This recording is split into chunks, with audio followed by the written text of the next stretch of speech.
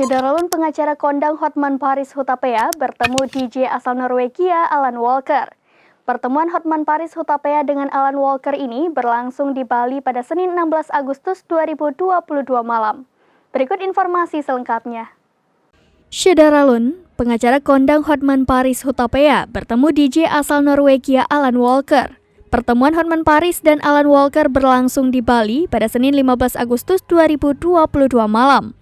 Hal itu diketahui lewat postingan terbaru akun Instagram resmi Hotman Paris @HotmanParisOfficial. Bertemu DJ Alan Walker di Atlas Bali, Hotman Paris tak canggung mengajak selfie. Pengacara 62 tahun ini tampak memegang kamera, sementara Alan Walker berpose dua jari. Sang DJ terlihat mengenakan hoodie dan menutup wajahnya dengan masker warna hitam.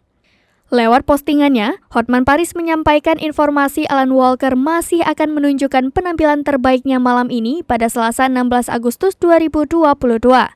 Tak hanya selfie, Hotman juga mengajak Alan Walker membuat video bersama. Dalam video berdurasi singkat, DJ yang populer lewat lagu Faded ini memperlihatkan wajah tanpa masker.